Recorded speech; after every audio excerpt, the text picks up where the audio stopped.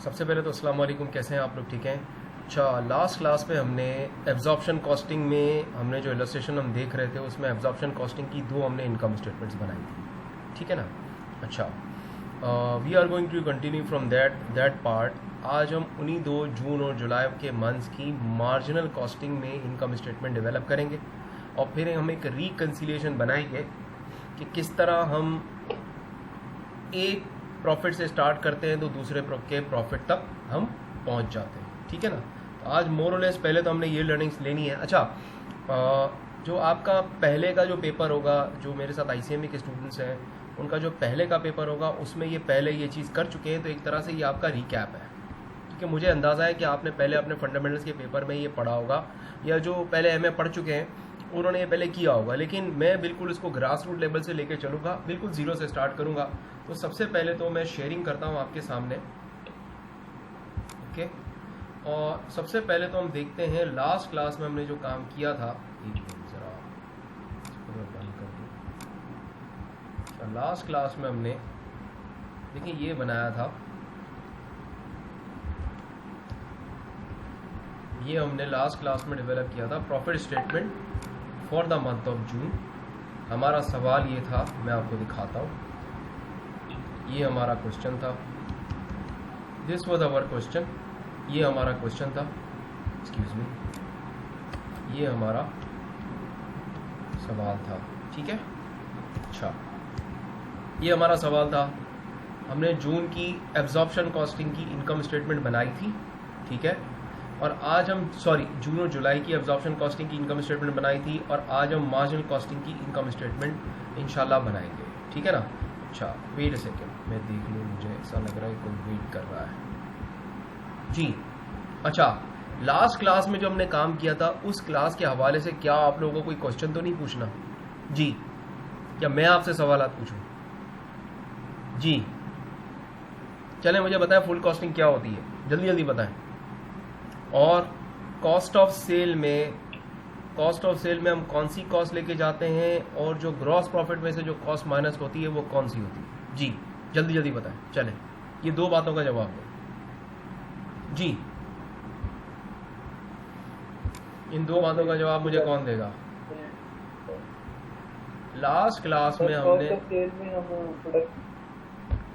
बिल्कुल सही जा रहे हैं। कॉस्ट ऑफ सेल में क्या लेके जाते हैं? कॉस्ट लेके जाते हैं, ठीक है। और प्रोडक्शन कॉस्ट लेके जाते हैं, बिल्कुल ठीक है। अदर एक्सपेंसेस में हम जो नॉन प्रोडक्शन लेके जाते हैं, बिल्कुल ठीक है। और जब हम कॉस्ट ऑफ सेल निकाले तो हमारे पास ग्रॉस प्रॉफिट आ जाता है। बिल्कुल ठीक है, बिल्कुल ठीक है। प्रोडक्शन लेस कर लेते हैं, ओवरहेड ओवरहेड या अंडर ओवरहेड, बिल्कुल ठीक है, एडजस्टेड कॉस्ट होता है, बिल्कुल ठीक है, बिल्कुल ठीक। नॉन प्रोडक्शन जो एक्सपेंस है ये कॉस्ट को ऐड लेस कर लेते हैं, ठीक है। तो हमारे पास प्रॉफिट आ जाता है। हाँ जी, मतलब बिल्कुल ठीक है। अच्छा, यही कहानी मुझे और कौन सुनाएगा? चलें अतीक भाई ज़रा चले, मैं अब आपकी इतने अरसे से आपसे बात नहीं की है सही तरीके से, चले मुझे ज़रा आप रिकैप दें कि हम बताएं कॉस्ट ऑफ सेल में कौन सी कॉस्ट लेके जाते हैं। अच्छा, कॉस्ट ऑफ सेल में मुझे आप अतीक भाई बता दें और हमारे साथ जो ज़रून या शरोन भाई हैं वो मुझे कुछ आइडिया दे दें कि हम नॉन प्रोडक्शन कॉस्ट कहाँ लेके जाते हैं। जल्दी करें, चलें जी अतीक भाई। कॉस्ट ऑफ सेल में हम जो हमारे प्रोडक्शन के एक्सपेंसेस हैं उनको लेके जाते हैं। बिल्कुल ठीक है, बिल्कुल ठीक है। और ग्रॉस प्रॉफिट में से नॉन प्रोडक्शन ग्रॉस प्रॉफिट में से हम क्या कर देते हैं? नॉन प्रोडक्शन कॉस्ट माइनस कर देते हैं।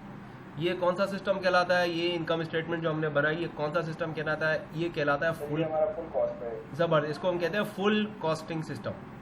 इसको फुल कॉस्ट इसलिए कहते हैं कि यहाँ पर आपने प्रोडक्शन में इसी जो कॉस्ट ऑफ सेल में जो आप प्रोडक्शन कॉस्ट लेके जाते हो उसमें सिर्फ वेरिएबल कॉस्ट लेके नहीं जाते, यहाँ वेरिएबल प्रोडक्ट यहाँ फिक्स प्रोडक्शन कॉस्ट भी वेरिएबल प्रोडक्शन कॉस्ट के साथ आप लेके चले जाते हैं। इसलिए ये कौन सा सिस्टम कहलाता है? Full costing system. ओके हो गया?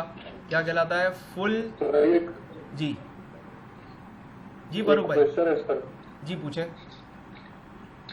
सर ऐसा है कि ये 11,500 है ना सर, जो हमारी प्रोडक्शन है, कौन से मंथ में? 34 से मल्टीप्लाई करते हैं। अगर इसको हाँ, आप 11,500 की और प्रोडक्शन आप इसको हम 34 से मल्टीप्लाई करते हैं, इसको हम 25 से मल्टीप्लाई करके वो जो फिक्स कॉस्ट दी हुई है हम उसको अलग ले लें। ले ले चले एक काम करते हैं 11,500 की जो प्रोडक्शन है और सेल है वो पता है किस मंथ में? वो मई में है। किस मंथ में? मई में। मई का तो बड़ा जादुई मंथ है और मई को तो पहले मैंने आपको पढ़ाना ही नहीं है, मई को पढ़ाऊंगा बाद में, क्योंकि मई के अंदर दोनों सिस्टम का प्रॉफिट बराबर आएगा क्योंकि इन्वेंट्रीज है ही नहीं और प्रोडक्शन और सेल बराबर है, तो आप टोटल में ले लें या पर यूनिट में ले लें बराबर हो जाएगा, देख लीजिएगा। इसीलिए तो रखा है मैं आप जो कहना चाह रहे हैं यही कहना चाह रहे हैं ना, आप करके देख ले, बराबर आएगा प्रॉफिट, डिफरेंस आएगा ही नहीं, डिफरेंस नहीं है आप करेंगे आंसर बराबर आएगा, दोनों का प्रॉफिट बराबर आ जाएगा। मैं आपको दिखाऊंगा, जानबूझ के मैंने नहीं करवाया, हालांकि पहला मेरा इरादा था मैं करवाता, लेकिन वही वाली बात है ना, असल में हम लोगों की जो ना आदत है कि इन्वेंट्रीज हो, डिफरेंस आए, मतलब मैंने आपको उस पैटर्न पे चलाया है जिस रास्ते से हम चलते हुए आ रहे हैं, वरना पहले ही मैं सरप्राइज दे देता मई का तो आपके जहन आपका कबूल नहीं करता, आपको लगता सर ये क्या है, व्हाट इज गोइंग ऑन, ये तो पता नहीं क्या हो रहा है, ठीक है ना। तो बेहतर है, मैंने सोचा कि पहले मैं आपको जून और जुलाई की एब्जॉर्प्शन कॉस्टिंग की इनकम स्टेटमेंट मैं आपको दिखा देता हूँ, ठीक है ना, वो हमने बना ली है। अच्छा, उसको जरा देखें, चले देखते हैं, let's see it again, let's have a look at it again, इसको दोबारा देखते हैं, एक मिनट, ये देखें, ये हमने बनाई थी profit statement for the month of जून। यहाँ सारी वर्किंग इस तरफ की है मैंने, और यहाँ अगर कोई वर्किंग नोट्स है तो मैंने यहाँ बनाया, सेलिंग प्राइस, ये सेल्स आ रही है आपकी, ओपनिंग आपके पास आ रही है, एक मिनट देखिए,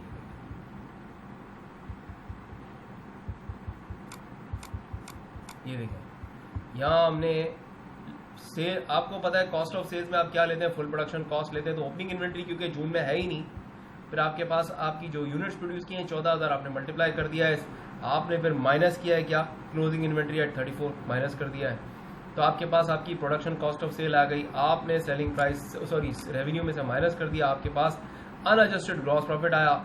इशू क्या था कि ऊपर आपने जो एक्चुअल ओवरहेड्स थे वो कितने थे, 99,000 आपके पास थे, एक्चुअल ओवरहेड्स 99,000 थे, मगर हमने एब्जॉर्ब कितने कर लिए थे यहाँ पे बताएं, जब आपने यहाँ 9 से मल्टीप्लाई किया इसको, तो आपने कितने ओवरहेड्स ले लिए थे, 1,26,000, और फिर आपने 99,000 माइनस किया तो आपको पता चला ओवरहेड एब्जॉर्ब कितने आ रहे हैं बताएं, देखिए मैं रिकैप दे रहा हूँ, हेलो जी, आपके पास 27,000 आपने यहाँ आपके पास ओवरहेड एब्जॉर्ब ओवरहेड आ गए, वो आपने क्या कर दिए, ग्रॉस प्रॉफिट में क्या कर दिए, ऐड कर दिए, ठीक है, वो आपने ग्रॉस प्रॉफिट में यहाँ पर ये देखिए ऐड कर दिए, ये रहे। फिर आपके पास क्या रहा, क्या आ गया, वेरिएबल सेलिंग एक्सपेंसेस, वो आपने माइनस कर दिया, तो आपके पास आपका प्रॉफिट आ गया। ओके हो गया जी, कोई प्रॉब्लम तो नहीं है, एनी प्रॉब्लम जी, एनी प्रॉब्लम, कोई मसला तो नहीं जी, कोई इशू तो नहीं, शैल आई मूव ऑन, आगे पढ़े, चले अब हम पढ़ते हैं आगे।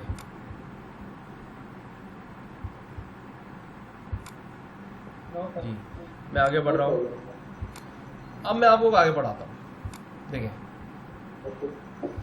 अब हम बात करने लगे हैं वेरिएबल कॉस्टिंग सिस्टम की, ठीक है ना, उसको पहले मैं डेवलप करता हूँ आपके सामने। पहले तो हम बात करते हैं कि आपके पास जब marginal costing system British name है और इंटरनेशनल या अमेरिकन नेम इसका वेरिएबल कॉस्टिंग सिस्टम है। इसमें क्या होता है, इसमें आपका स्ट्रक्चर ये होता है कि आप सेल्स की आपके पास वही फिगर आती है, देखें, फिर आप क्या करेंगे, लेस, यहाँ आप हेडिंग बनाएंगे वेरिएबल कॉस्ट ऑफ सेल्स, ठीक है, यहाँ क्या होगा, ओपनिंग इन्वेंट्री एट वेरिएबल, ये अपने पास बना लें, प्रोडक्शन कॉस्ट, ठीक है, जितनी भी आएगी आप ले लेंगे, फिर आप लेंगे यूनिट्स प्रोड्यूस्ड, उसको किससे मल्टीप्लाई करेंगे, आप मल्टीप्लाई करेंगे आप again variable production cost per unit, जो भी आई यहाँ आप ऐड कर देंगे, ये क्या होगा आपका, ये ऐड हो जाएगा। ओके, अब इसमें से आप क्या माइनस करेंगे, less closing inventory eight variable production cost. यानी इस सवाल में अगर आप याद करें हमारी वेरिएबल प्रोडक्शन कॉस्ट क्या थी बताएं, 18 + 4 + 3 कितनी थी बताएं, 18 + 4 + 3 25। तो यहाँ पे अगर मैं इस सवाल की बात करूंगा तो अगर मैं इस स्ट्रक्चर पे बनाऊंगा तो यहाँ पे मेरी वेरिएबल प्रोडक्शन कॉस्ट 25 आ रही होगी। तो जो भी क्लोजिंग इन्वेंट्री होगी वो इसमें से क्या हो जाएगी, यहाँ पे माइनस हो जाएगी। तो मेरे पास बच जाएगी variable production, sorry about the spelling of sales. Okay हो गया, ये बच गई। अच्छा, अभी मैं आपको बताता हूँ हो क्या रहा है, फर्क क्या है। यहाँ आप क्या ऐड करेंगे, ऐड, यहाँ आप ऐड करेंगे वेरिएबल नॉन प्रोडक्शन कॉस्ट, कोई भी हो, अगर वो नॉन प्रोडक्शन कॉस्ट है तो वो भी क्या हो जाएगी, यहाँ पे ऐड हो जाएगी। अच्छा, यह क्या बच जाएगा आपके पास, अब जो आपने ऐड किया तो ये आ गई आपके पास वेरिएबल कॉस्ट ऑफ सेल्स। ये आप क्या करेंगे, यहाँ से माइनस कर देंगे। ओके, जब आपने वेरिएबल कॉस्ट ऑफ सेल्स यहाँ से माइनस की, एक मिनट, जब आपने यहाँ से variable cost of sales minus कर दी तो अब एक नई चीज आती है जिसको हम कहते हैं कंट्रीब्यूशन। ये बचेगा आपके पास। अच्छा, ये आपने माइनस कर दिया, अब ये देखो। अच्छा, अब क्या करते हैं हम, देखिए कंट्रीब्यूशन बच गया। अब आपके पास लेस ऑल फिक्स्ड कॉस्ट, जो भी वो यहाँ से क्या कर देंगे आप, माइनस कर देंगे। तो अब आपके पास बचेगा profit as per marginal cost. क्या फर्क है इसमें और इसमें, किसी ने मुझे कोई बता सकता है जी, व्हाट इज द डिफरेंस उसमें और इसमें, क्या फर्क है, जल्दी बताएं। इसमें वेरिएबल कॉस्ट अलग ले रहे हैं, उसमें हम पूरी ले रहे थे वेरिएबल उसी, और इसमें अलग अलग ले रहे हैं, वेरिएबल अलग ले रहे हैं और नॉन प्रोडक्शन अलग है। सही कह रहे हैं, यहाँ फर्क है। यहाँ एक और मसला है, अभी मैं आपको बताता हूँ। देखिए यहाँ इशू क्या आ रहा है, यहाँ पे आपने, आप चले दोबारा याद करें, अभी मैंने आपको इसीलिए तो बताया था, इतनी रिकैप इसीलिए तो दे रहा था। आपको लग रहा था सादिक साहब टाइम वेस्ट कर रहे हैं, मेरे को टाइम वेस्ट नहीं कर रहा। मुझे पता है कि जब तक मैं पिछला रिकैप नहीं दूँ, 1-2 दिन गुजर गए, सब भूल गए होंगे। ठीक है, मैंने आपसे कहा था एब्जॉर्प्शन कॉस्टिंग में कॉस्ट, आपकी कॉस्ट ऑफ सेल में प्रोडक्शन कॉस्ट जाती है, बोथ फिक्स्ड एंड वेरिएबल। लेकिन यहाँ मुझे बताएं, यहाँ कॉस्ट ऑफ सेल में कौन सी कॉस्ट लेके गया हूँ, सिर्फ वेरिएबल। अच्छा, सिर्फ वेरिएबल है। आपने ये देखा, आपने एक चीज नोट नहीं की, यहाँ पे वेरिएबल कॉस्ट लेके गया हूं और प्रोडक्शन भी लेके गया हूं और नॉन प्रोडक्शन भी लेकर गया हूं। ये एक ऐसा सिस्टम है कि जो कॉस्ट को जो किस तरह माइनस करवाता है सेल्स में से, पहले सारी वेरिएबल कॉस्ट माइनस कर देता है, चाहे वो प्रोडक्शन हो चाहे नॉन प्रोडक्शन हो। आपका ये वाला सिस्टम कॉस्ट को 2 पार्ट में ब्रेक करता है। Variable cost cost of sale में ले जाता है सारी, both production and non production, और जो पीछे बच जाती है फिक्स कॉस्ट उसको अदर एक्सपेंसेस की जगह पे रख देता है। समझ में आया? मार्जिनल कॉस्ट का रूल क्या है कि कॉस्ट ऑफ सेल में कौन सी कॉस्ट ले जाओ, सारी की सारी वेरिएबल, चाहे प्रोडक्शन चाहे नॉन प्रोडक्शन। ठीक है, आपने सारी वेरिएबल कॉस्ट जब आपने सेल्स में से माइनस कर दी तो बचा आपके पास कंट्रीब्यूशन। अब एक और पते की बात सुने, कंट्रीब्यूशन कुछ भी नहीं है। कंट्रीब्यूशन इज इन फैक्ट, अब ये बहुत डिटेल एक बात आपको बता रहा हूं जो बहुत कम किताबों में मेंशन्ड है, ये नोट करें अपने पास। Is the first word of a complete sentence को, वो क्या है कंप्लीट सेंटेंस बताता हूं। वो सेंटेंस है आपका contribution towards fixed cost and profit. ये इसका पूरा सेंटेंस है। कंट्रीब्यूशन खुद कोई लफ्ज नहीं है, ये एक तरह से आपने शॉर्ट, एक अपने लिए शॉर्ट हमने चीज बना ली है ये एक ऐसी अमाउंट होती है, यहाँ आ जाए देखिए, ये मैंने जहाँ कंट्रीब्यूशन लिखा है, एक ऐसी अमाउंट होती है जिसके अंदर दो चीज़ें शामिल हैं, जिसके अंदर आपकी फिक्स कॉस्ट भी मौजूद है, और जो फिक्स कॉस्ट अगर निकाल दे तो क्या बचेगा? Profit. Contribution is in fact that amount which contributes to both your fix cost and your profit. एक ऐसी अमाउंट है जिसमें दो चीज़ें हैं, आपका प्रॉफिट भी है और आपकी फिक्स कॉस्ट भी है. तो हम करते क्या है, हम सिर्फ फर्स्ट वर्ड लिख देते हैं कंट्रीब्यूशन. कंट्रीब्यूशन क्या, किस चीज़ का कंट्रीब्यूशन? एक चीज़ हिस्सा दे रही है, आपको सर्व कर रही है, कंट्रीब्यूट कर रही है, तो किस चीज़ में? दो चीज़ों में. आपको फिक्स कॉस्ट जनरेट करके दे रही है, और जो रिमेनिंग आप जब फिक्स कॉस्ट उसमें से माइनस कर देंगे तो जो बचेगा कंट्रीब्यूशन में से वो क्या होगा? रिमेनिंग कंट्रीब्यूशन आपका प्रॉफिट होगा. ओके हो गया. तो ये बात होगा कंट्रीब्यूशन बड़ी अजीब सी बात है इसको. अच्छा, कुछ किताबों में, अमेरिकन बुक में इसको कंट्रीब्यूशन मार्जिन भी कहते हैं, तो आपने घबराना नहीं है. अच्छा, अब आप एक ही दफ़ा इसको कंट्रीब्यूशन ही कहेंगे. ये एक दफ़ा मैंने सिर्फ ये सबक आपको पढ़ाना था, ये मैंने पढ़ा दिया जी. यहाँ तक कंफर्टेबल है, कोई इशू तो नहीं है? आगे चल सकता हूँ जी? एनी प्रॉब्लम जी? Okay. Here is there is no fixed cost. Sales minus variable cost is equal to contribution minus fixed profit. We segregate variable and fixed. We want to know the behavior of mostly cost. Mostly focus on behavioral cost when contribution margin is equal to fixed cost break even point. अब ये ma'am ने एक यहाँ पे एक extra बात करती है कि जब ब्रेक इवन पॉइंट आता है तो हमारा कंट्रीब्यूशन और हमारा फिक्स कॉस्ट बराबर होती है. तो खैर अभी मैंने ब्रेक इवन पॉइंट नहीं रिलेज किया, तो अभी हम उस पॉइंट तक नहीं जा रहे. यहाँ पर ये इसके कुछ अभी एडवांस कॉन्सेप्ट है कि हम ये मार्जिनल कॉस्टिंग की इनकम स्टेटमेंट क्यों बनाते हैं. राइट नाउ अभी सिर्फ आपने ये सीखना है, क्योंकि आगे इसके जो यूजेस हैं अभी इसका वक्त नहीं आया कि मैं आपसे ये डिस्कस करूं जी. यहाँ किसी को कोई प्रॉब्लम? एनी प्रॉब्लम जी? किसी को कोई इशू तो नहीं है? देखें मैं क्या समझाना चाह रहा हूँ, मैं एक 2 मिनट आपके लूंगा, ज्यादा नहीं लूंगा. देखें यहाँ हमने क्या किया, ये पूरे पार्ट में, ये देखिए, ये पूरे पार्ट में हमने कोशिश की है यहाँ से लेके यहाँ तक. देखें यहाँ से लेके यहाँ तक हमने कोशिश की है कि हमारी कौन सी कॉस्ट, हमारी वेरिएबल कॉस्ट कहाँ चली जाए आपकी, किस में चली जाए बताएं? वेरिएबल कॉस्ट चली जाए आपकी जी. स्क्रीन नजर नहीं आ रही है. अरे यार, एक तो ये सॉरी देखिए मुझे सब कुछ दिख रहा है. एक मिनट अभी करता हूँ. असल में मैंने चैट को जो पढ़ा था ना तो उसकी वजह से रह गया था. एक मिनट, अगर ऐसा हो तो शिकायत लाजमी कर दिया कीजिए. ये देखें मैंने क्या लिखा है. मैंने लिखा यहाँ से लेके यहाँ तक मैंने लिखा, ये देखें मैंने ये लाइन बनाई. मैंने कहा ये जो पार्ट है पूरा, ये क्या है आपकी, ये आपकी वेरिएबल कॉस्ट है. ठीक है. और आपने कोशिश की है कि वेरिएबल कॉस्ट को आप मार्जिनल कॉस्टिंग में कहाँ लेकर जाते हैं, आप कॉस्ट ऑफ सेल में लेके चले जाते हैं.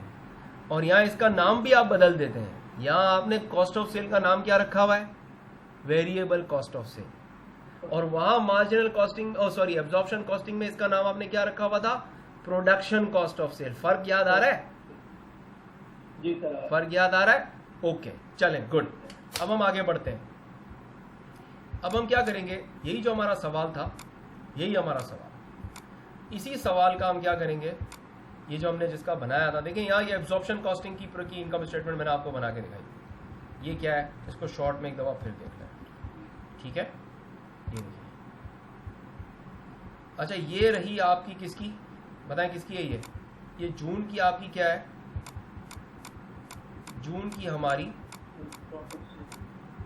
इनकम स्टेटमेंट है एब्जॉर्प्शन कॉस्टिंग की. मैं एक काम करता हूँ, ये जो मैंने यहाँ पे वर्किंग की है या मैं ऐसा करता हूँ, या मेरे ख्याल से जगह हो रही है कम. एक मिनट, मैं थोड़ी सी ट्वीकिंग करूँगा तो कुछ जगह क्रिएट करके इसी के बराबर में मैं यहाँ बना देता हूँ.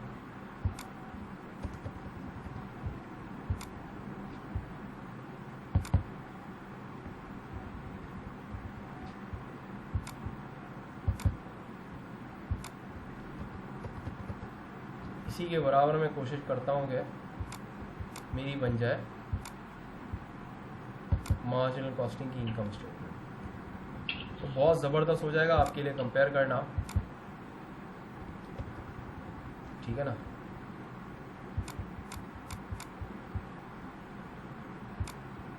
पहले थोड़ा सा प्रॉब्लम होगा, लेकिन ज़िंदगी आसान हो जाएगी और गलतियों से भी बचेंगे। ठीक है, तो अब मैं ये करता हूँ कि ये जो मैंने यहाँ ओवर या अंडर एब्जॉर्प्शन की एडजस्टमेंट की है, इसको मैं यहाँ से डिलीट कर दूँ, कोई इशू तो नहीं है जी? आपको ये पता है या नहीं है?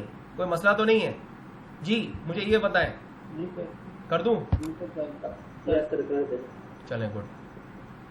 ये एक काम करता हूँ ना, मैं सिर्फ इसके प्रॉब्लम ना हो,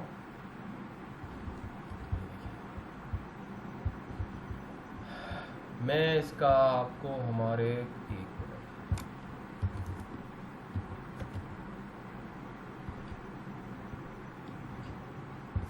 हमारे ग्रुप पे इसका मैं स्क्रीनशॉट दूंगा।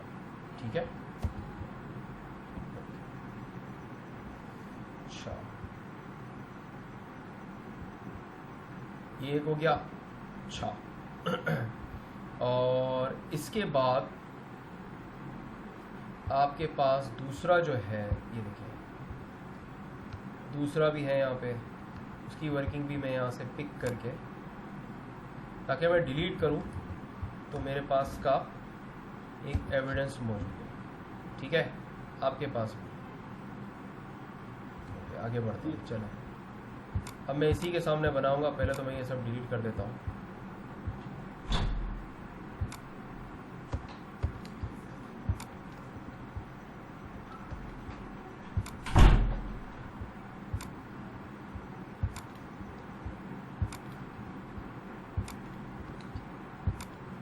ओके, चलें स्टार्ट करते हैं।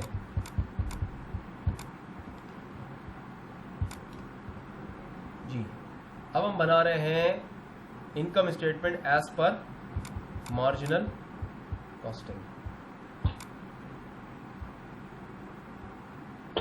ठीक है, मैं यहाँ लिखता हूँ profit statement of June as per marginal costing. ठीक है, चलो पहले लिखते हैं हमारी सेल्स। बताएं, सेल्स तो हमारी वही रहेंगी। जल्दी जल्दी बताएं क्या आ रही है जी? सेल्स क्या आ रही है आपकी? 640000। ओके, फिर क्या करेंगे? लेस। पैटर्न क्या है आपका? देखिए पैटर्न हमारा ये है। हम क्या करते हैं, यहाँ से मैं हटा देता हूँ। Variable cost of sales. आप सबसे पहले लिखेंगे यहाँ पे वेरिएबल कॉस्ट ऑफ सेल्स। ठीक है, वेरिएबल कॉस्ट ऑफ सेल्स, ये हेडिंग बन गई आपकी। अब हमें चाहिए होती है सबसे पहले opening inventory at variable production cost. क्या ओपनिंग इन्वेंट्री जून में है? चेक करें सवाल में, क्या ओपनिंग इन्वेंट्री जून में है? नहीं है। ओपनिंग इन्वेंट्री जून में नहीं है, क्योंकि मई की क्लोजिंग इन्वेंट्री नहीं थी, तो जून में नहीं है। तो हम यहाँ क्या कर देंगे, ये देखिए, हम यहाँ कहेंगे क्योंकि हमारे पास यहाँ कोई वैल्यू नहीं है, निल, क्योंकि जो आपके पास एब्जॉर्प्शन में भी नहीं है और मार्जिनल में भी नहीं है। अब क्या करेंगे, ऐड वेरिएबल प्रोडक्शन कॉस्ट। कितने यूनिट बनाए? यूनिट यही बनाए जो एब्जॉर्प्शन में बनाए, लेकिन अब इसको मल्टीप्लाई किससे करेंगे बताएं? 25 से। जबरदस्त, आप मल्टीप्लाई करेंगे 25 से। वैल्यू बताएं क्या आ रही है, जल्दी बताएं कितनी आ रही है जी? 350,000। ओके, अच्छा अब लेस क्या करना है? अब क्या मुझे ये बताएं, क्या क्लोजिंग इन्वेंट्री है हमारी जी? कितनी है? 1200। किससे मल्टीप्लाई करेंगे? 34 से। 34 से या 25 से? हम मल्टीप्लाई करेंगे 25 से जी। कितनी वैल्यू आ रही है? माइनस करेंगे 30,000 आ रही है। डिफरेंस बताएं, डिफरेंस बताएं क्या आ रहा है? ये क्या कहलाता है? ये जो आ रही है 3,20,000, ये क्या कहलाएगी? इसके लिए कोई नाम है? Variable production cost of sale. जबरदस्त जबरदस्त जरूर भाई, बहुत अच्छा लगा, ऑसम, मजा आ गया, मेहनत पार लग गई। सॉरी, इसको हम कहेंगे variable production cost of sales. ठीक है जी, कितनी फिगर आ रही है? 320000। ओके हो गया। अच्छा आगे बढ़ते हैं, एक मिनट, एक मिनट देते हैं।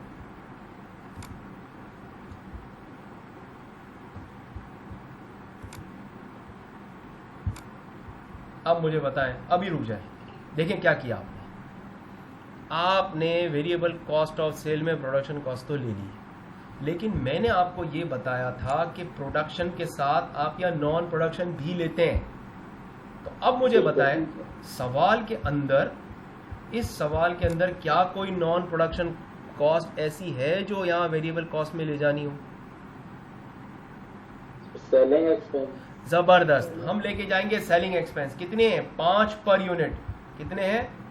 5 पर यूनिट। तो अब हम क्या करेंगे, 5 पर यूनिट है, तो हमने क्या करना है, ये variable production cost of sale है, तो हमने इसमें क्या ऐड करना है, यहाँ आप ऐड करेंगे अब मैं शॉर्ट में लिख रहा हूँ या मैं दूसरी लाइन में लिख दूंगा, वेरिएबल सेलिंग एक्सपेंसेस। अब कितने हैं बताएं, कितने यूनिट बेचे हैं? 12,800 मल्टीप्लाइड बाय 5 करें, जल्दी बताएं जी। 64,000। कितने आ रहे हैं? 64,000। प्लस कर दें, इसमें प्लस करने हैं ना, क्योंकि हमें तो total variable cost of sale चाहिए जिसमें प्रोडक्शन और नॉन प्रोडक्शन दो कॉस्ट दोनों शामिल हो जी। सॉरी 384,000। ये आ गई आपके पास। जरा जल्दी से मुझे बताएं कितनी आ रही है जी, कितनी आ रही है? ये कहलाएगी 384,000। जबरदस्त, मजा आ गया सुन के। वेरिएबल कॉस्ट ऑफ सेल्स कितनी बता रहे हैं आप? 384,000। और मैं इसको क्या करूंगा, सेल्स में से माइनस करूंगा, तो मेरे पास क्या आता है? माइनस करूंगा। देखें, सेल्स में से जब सारी variable cost, both production and non production cost, जब हम माइनस कर देते हैं तो हमारे पास क्या बचता है? कंट्रीब्यूशन। मेरे साथ रिपीट करें, सेल्स में से जब सारी variable cost of sale minus हो जाती है तो हमारे पास क्या बचता है? कंट्रीब्यूशन। रिपीट करें मेरे साथ, जब सेल्स में से सारी वेरिएबल कॉस्ट आप लेस कर देते तो आपके पास क्या बच जाता है? कंट्रीब्यूशन। क्लियर हो गया? अब देखें, एक बात तो तय है, सेल्स में से सारी कॉस्ट को माइनस करना है, सारी कॉस्ट। एब्जॉर्प्शन कॉस्टिंग का या फुल कॉस्टिंग का सिस्टम प्रोडक्शन और नॉन प्रोडक्शन कॉस्ट की क्लासिफिकेशन को फॉलो करता है, सारी कॉस्ट को लेस करता है। कॉस्ट ऑफ सेल में प्रोडक्शन कॉस्ट को ले जाता है, अदर एक्सपेंसेस में नॉन प्रोडक्शन कॉस्ट रख देता है, सारी कॉस्ट लेस हो जाती है। ये वाला सिस्टम प्रोडक्शन और नॉन प्रोडक्शन के चक्कर में नहीं पड़ता। ये वाला सिस्टम, मार्जिनल कॉस्टिंग सिस्टम, क्या कहता है? कॉस्ट ऑफ सेल में सारी वेरिएबल कॉस्ट ले जाओ, गई, पीछे क्या बच गई बताएं? पीछे कौन सी कॉस्ट बची है? वेरिएबल कॉस्ट तो सारी माइनस हो गई, पीछे कोई कॉस्ट बची है बताएं? फिक्स। जबरदस्त। तो अब हम क्या करेंगे, देखिए दोनों सिस्टम सारी कॉस्ट को माइनस करते हैं, लेकिन एब्जॉर्प्शन कॉस्ट को दो पार्ट में ब्रेक करता है, वो प्रोडक्शन और नॉन प्रोडक्शन है। और आपकी मार्जिनल कॉस्टिंग प्रोडक्शन और प्रोडक्शन कॉस्ट में ब्रेक नहीं करती, वेरिएबल और फिक्स में ब्रेक करती है। पहले कॉस्ट ऑफ सेल में वेरिएबल कॉस्ट ले जाती है, फिर जब माइनस हो जाती है वेरिएबल कॉस्ट तो बच जाता है कंट्रीब्यूशन। पीछे कौन सी कॉस्ट रह गई है? सिर्फ फिक्स्ड। तो हम क्या करेंगे, यहां से हम क्या माइनस कर देंगे, देखें यहां हम क्या माइनस करेंगे। अब चूंकि मेरी वेरिएबल कॉस्ट माइनस हो चुकी है, तो अब मुझे बताएं मेरे पास क्या बचा है जी, क्या बचा है? कितनी कंट्रीब्यूशन, कितना बचा है? इसको सेल्स में तो माइनस करें ना, ऊपर सेल है ना, कितना है? 2,36,000 लिखे अपने पास, मैं भी लिखता हूँ, मैं भी लिखने का काम करता हूँ, आप भी लिखें। 2,36,000, 2,56,000 है, 36,000 है, कंफर्म है? चले ठीक है, गुड गुड। कोई और चेक कर ले, मैंने कैलकुलेटर नहीं चलाया, चले मैं भी चला लेता, क्योंकि आफ्टर ऑल मैं भी मैनेजमेंट अकाउंटेंट हूँ, खुद तसल्ली तो करूंगा ना, गलती तो नहीं कर दी है जी। चले ये देखिए 640 माइनस 384, दो 56 आ रहे हैं जी। 640,000 माइनस 384,000, भाई 256 आ रहे हैं। Sorry sir. क्यों मरवा रहे हो यार जी। चलें गुड। अच्छा यहाँ पहुंच गए, अब पीछे क्या बच जाएगा? Less total fixed cost. अब सवाल पे जाते हैं। सवाल में आपने यहाँ फिक्स कॉस्ट तो पर यूनिट में ली ही नहीं थी, आपने 25 पे वैल्यूएशन की थी। तो ये पड़ी है आपकी एक्चुअल फिक्स कॉस्ट कितनी? प्रोडक्शन की 99,000। ये प्रोडक्शन से रिलेटेड है फिक्स कॉस्ट और ये नॉन प्रोडक्शन से रिलेटेड है फिक्स कॉस्ट। तो दोनों को ऐड करके माइनस करवा दें। हम क्या करेंगे? देखिए आप कहेंगे आप कहेंगे प्रोडक्शन OH कितना है? एक मिनट, 99,000 सर। लिखे हैं अपने पास।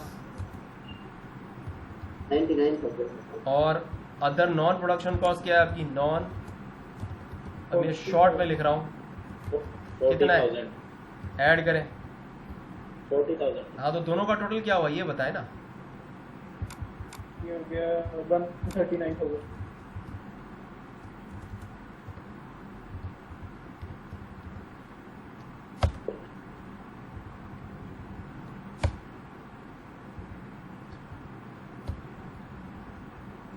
इसको माइनस कर दें कंट्रीब्यूशन में से, कितना आ रहा है आपके पास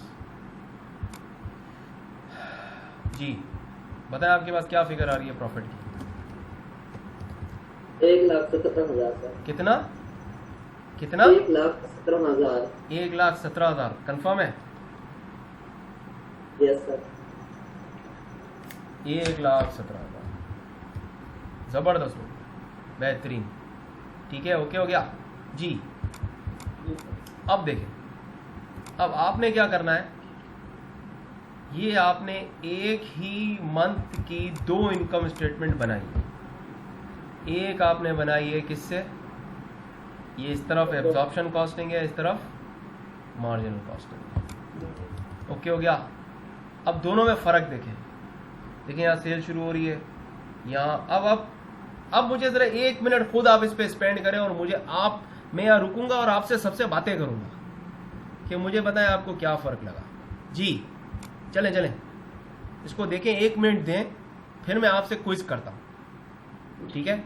मेरा आपसे अंडर अप्लाइड और ओवर अप्लाइड नहीं होता? नहीं, मार्जिनल में होता ही नहीं है, क्योंकि मैं आपको इसकी वजह बताऊं। देखें, आपने मार्जिनल कॉस्टिंग यानी वेरिएबल कॉस्टिंग में आप फिक्स कॉस्ट को आप कॉस्ट ऑफ सेल में लेके जाते ही नहीं है।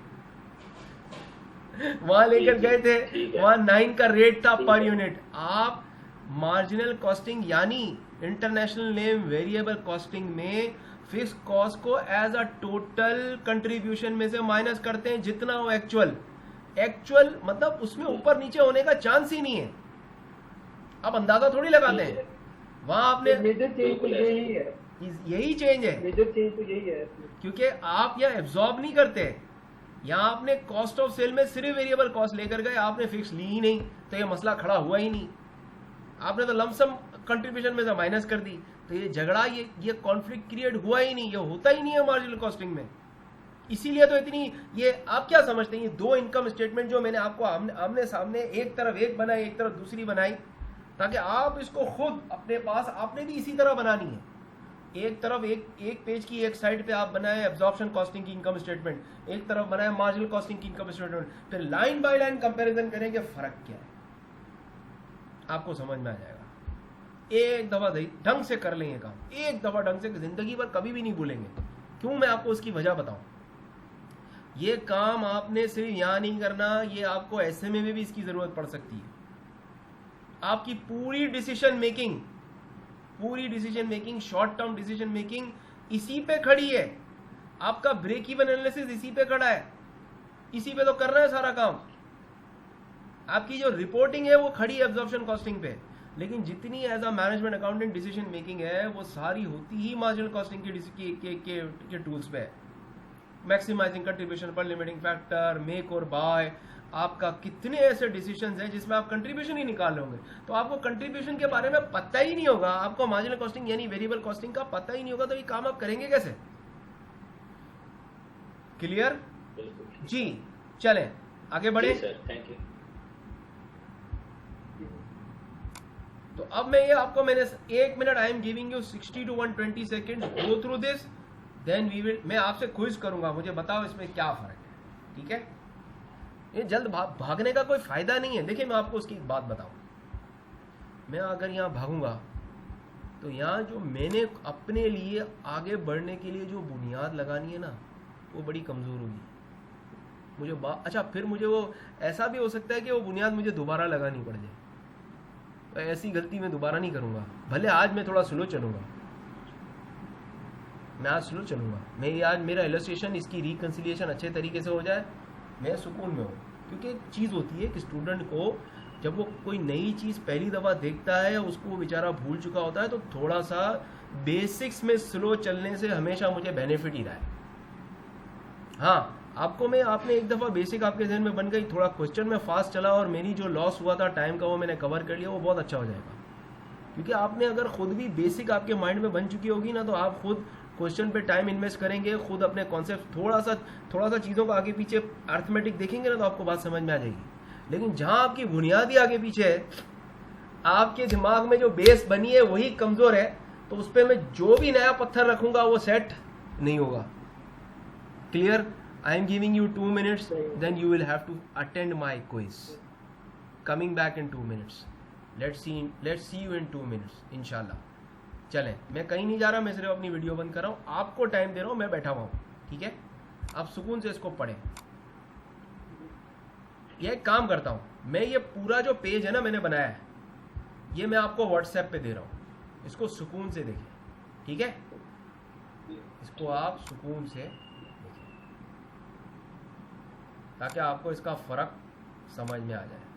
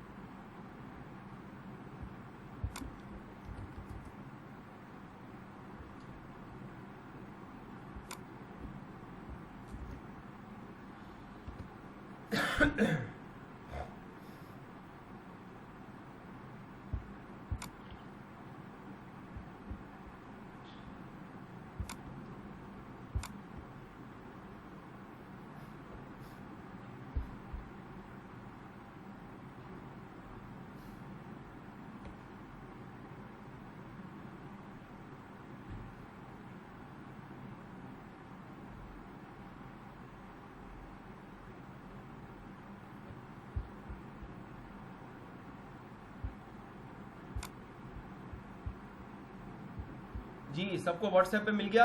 कोई ऐसा तो नहीं कि किसी को ना मिला हो? मिल गया सर। चलें देखें प्लीज।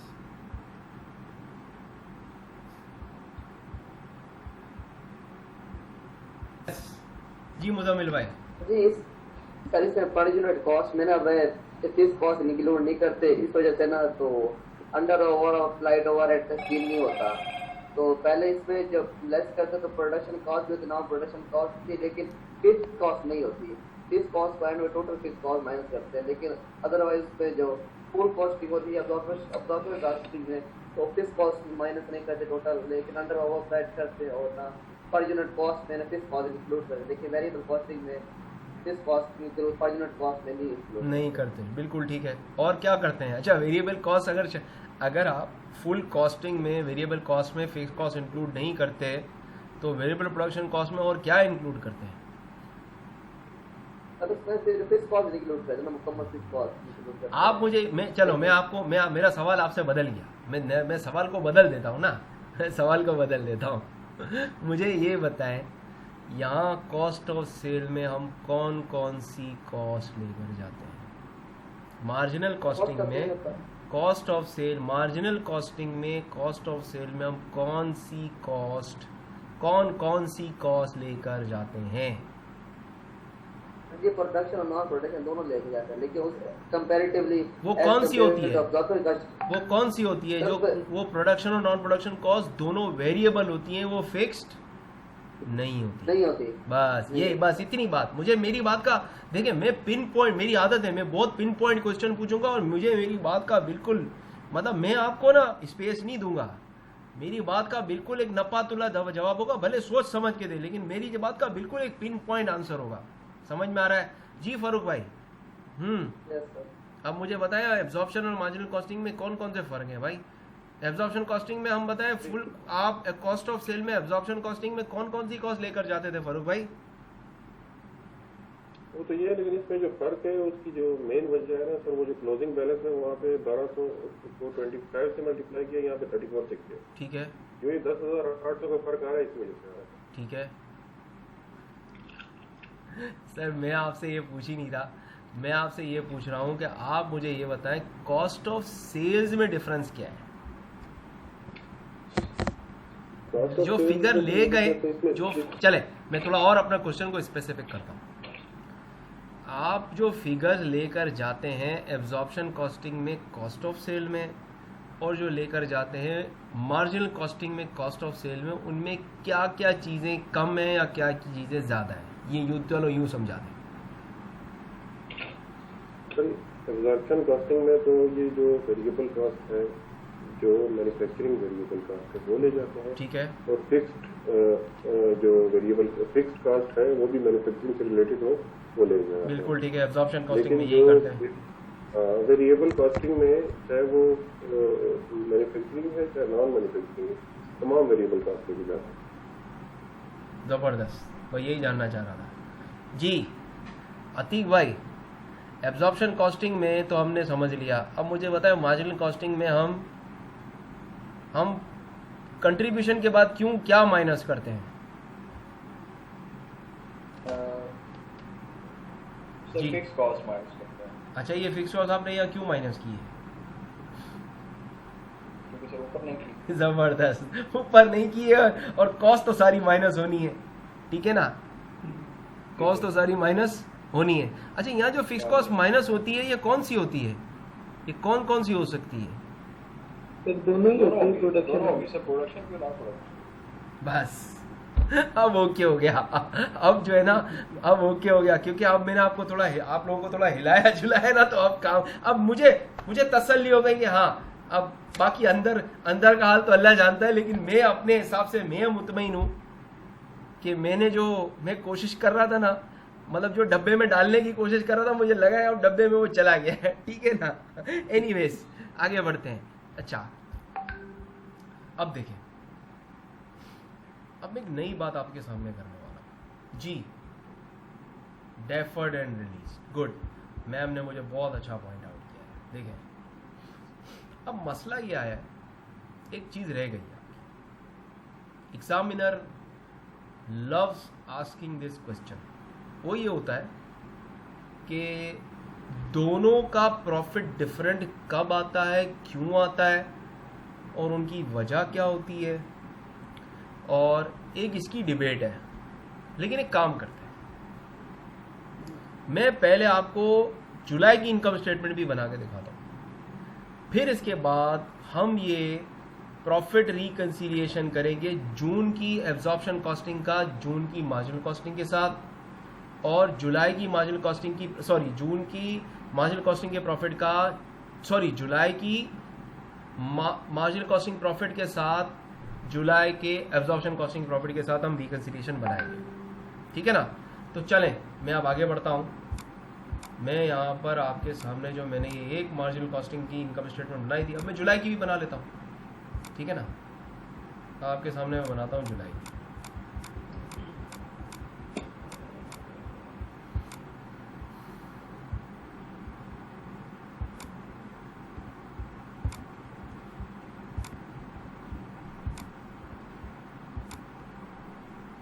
चले मैं बनाता हूँ।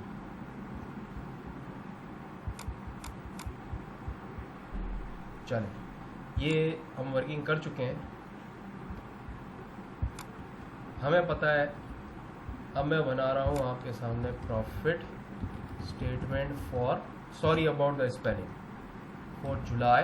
कौन सा मंथ है, कौन सी टेक्निक है, मार्जिनल सर कॉस्टिंग। स्क्रीन नजर आप तो ये कभी भी भाई ये शिकायत है ना, पहली फुर्सत में मुझे बता दिया कीजिए, ये मुझे याद नहीं रहता है कि मुझे तो नज़र आ रहा होता है ठीक है, आपको नज़र नहीं आ रहा होता तो आप लोग परेशान हो जाते हैं। 1 मिनट दिखाता हूँ, क्योंकि मुझे उसका बटन जो है ना वो नज़र बाजों का खो जाता है। ये देखिए अब नज़र आ रहा है, मैंने लिखा प्रॉफिट स्टेटमेंट। ये मेरी ये कौन सा पेज है जिस पर मेरी लेफ्ट साइड पे एब्जॉर्प्शन कॉस्टिंग यानी फुल कॉस्टिंग की जुलाई की इनकम स्टेटमेंट बनी थी। मैंने स्पेस क्लियर कर दी, जो एब्जॉर्प्शन कॉस्टिंग की वर्किंग हुई थी जो आपको नज़र नहीं आ रहा था, मैंने इस पीरियड में मैंने इसके सामने ये डिलीट कर दिया। जो एब्जॉर्प्शन वो ओवर अंडर एब्जॉर्प्शन की जो कैलकुलेशन थी वो मैंने यहाँ डिलीट कर दी, और ये एक सेंटेंस लिखा है profit statement for July as per marginal costing. तो सबसे पहले पता है मेरी अगेन सेल्स की फिगर आएगी, कितनी फिगर आएगी, वही आएगी एट 50। पता है क्या फिगर आ रही है, ओके हो गया। अच्छा चले, अच्छा अब मुझे बताएं अगेन क्या करता हूं मैं जब मैं मार्जिनल कॉस्टिंग, तो यहाँ क्या माइनस करता हूं, वेरिएबल कॉस्ट ऑफ सेल। वहां करता था एब्जॉर्प्शन कॉस्टिंग में प्रोडक्शन कॉस्ट ऑफ सेल, यहाँ क्या करूंगा, वेरिएबल कॉस्ट ऑफ सेल्स। अब बताएं अगेन ओपनिंग इन्वेंट्री कितनी है, वही 1200, किससे मल्टीप्लाई करूंगा, 34 से, 25 से क्या वैल्यू आएगी जल्दी बताएं, क्या वैल्यू कितनी, 30,000। जबरदस्त। यूनिट्स प्रोड्यूस्ड जल्दी बताएं, 10,200 10,200 आपने बनाए, किस पर मल्टीप्लाई होगा, 25, क्या वैल्यू आएगी, 2,55,000। नोट करें अपने पास जरूर भाई, जल्दी करिए, 2,55,000 जी। दोनों को जमा करें 2,85,000।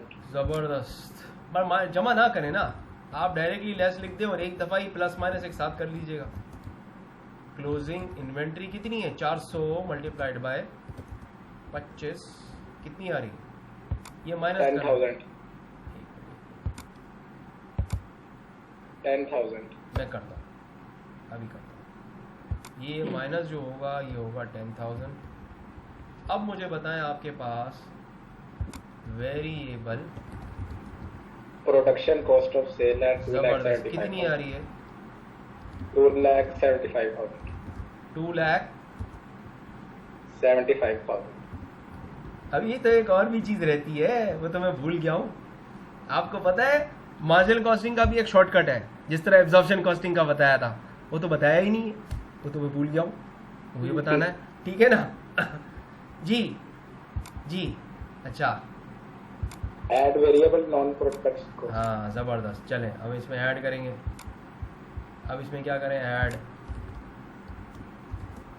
वेरिएबल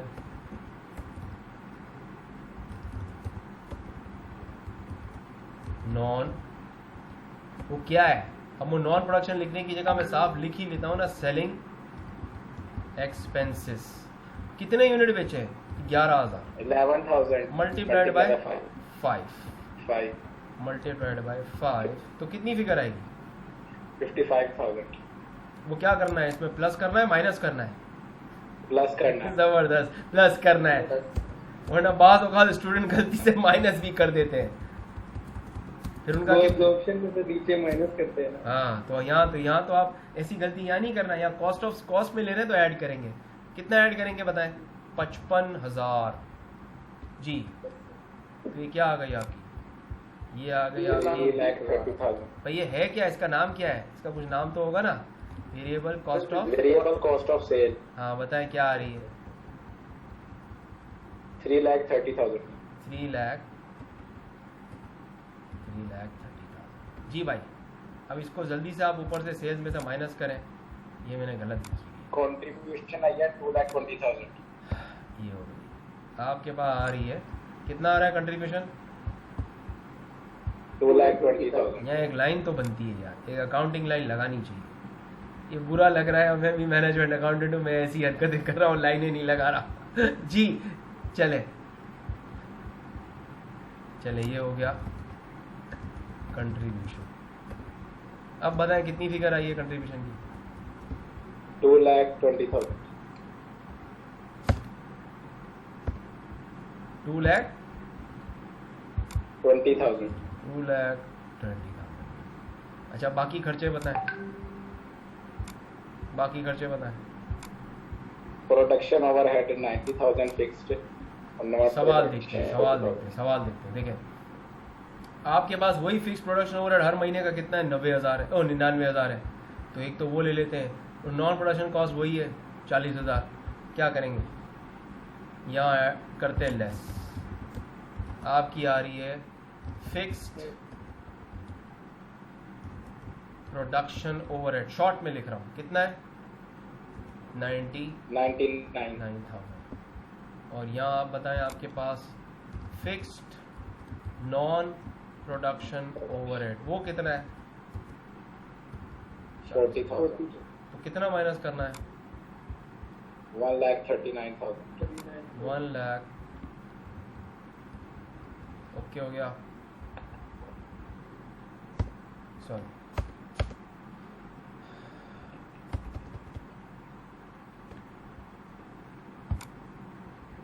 ये माइनस कर दें। अब बताएं आपके पास प्रॉफिट क्या है, 81,000 प्रॉफिट आ गया 81, यहाँ तक पहुँच गए। ओके हो गया। ये देखिए, ये मैं शॉर्ट करके आपको दिखाऊंगा, इसको एक नज़र, एक दफ़ा व्यू देखें, दोनों में फ़र्क क्या है, एक तरफ ये, एक तरफ ये, एक तरफ ये, एक तरफ ये। चले क्या रह गया, बना तो लिया। 60 सेकंड देता हूं, दोनों मार्जिनल कॉस्टिंग की इनकम स्टेटमेंट देखें। आपने भी उम्मीद है मुझे मेरे साथ, मुझे नहीं पता आपकी कॉपीज वगैरह, पता नहीं आप किस तरह काम करते हैं, कभी आप लोगों को काम करते हुए तो देखा भी नहीं है ना, आप दिखाते हैं, ठीक है ना, दिखाते भी हैं या नहीं है, ये सिर्फ मुझे ही देख रहे होते हैं। तो सर ये मैंने पहले ही कर लिया था। क्या बात है आपकी भाई, आप बड़ी बात है आपकी। अच्छा मुझे ये बताएं, अब मैं बात करने लगा हूं आपसे शॉर्टकट की, ठीक है ना। आपको मुझे ये बताएं, मैंने जब एब्जॉर्प्शन कॉस्टिंग का शॉर्टकट आपको क्या बताया था, क्या था सर आपने कहा था सेल्स की वो जो पर यूनिट है उसमें से प्रोडक्शन लेस कर देंगे। ठीक है, उसमें तो क्या आ जाता था आपके पास? मल्टीप्लाई जब आप शॉर्टकट लगाते थे तो क्या आता था आपके पास? Sir unadjusted gross. जबरदस्त। आप कहाँ पहुंचते थे बताएं, अनएडजस्टेड, आप पहुंच जाते थे अनएडजस्टेड ग्रॉस प्रॉफिट पे। फिर ओवर या अंडर एब्जॉर्प्शन की, ओवर या अंडर एब्जॉर्ब ओवरहेड की एडजस्टमेंट उसमें ऐड या लेस कर देते तो आपके पास एडजस्टेड ग्रॉस प्रॉफिट आ जाता था। उसमें से आप अदर एक्सपेंसेस यानी आपकी नॉन प्रोडक्शन कॉस्ट माइनस कर देते थे, आपके पास आपका एब्जॉर्प्शन कॉस्टिंग का प्रॉफिट निकल आता था। ऐसा ही था, ऐसा ही था ना। चले अब बात करते हैं मार्जिनल कॉस्टिंग के शॉर्टकट की। ओके, मुझे आप ये बताएं कि आपकी फुल वेरिएबल कॉस्ट कितनी है इस सवाल में?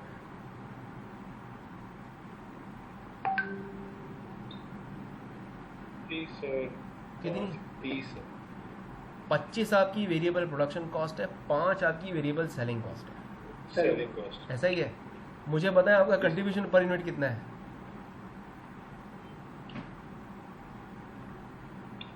पर यूनिट सेलिंग प्राइस है, सेलिंग प्राइस है आपकी 50, आपकी फुल वेरिएबल कॉस्ट है 30, पीछे बचते हैं आपके पास कितने?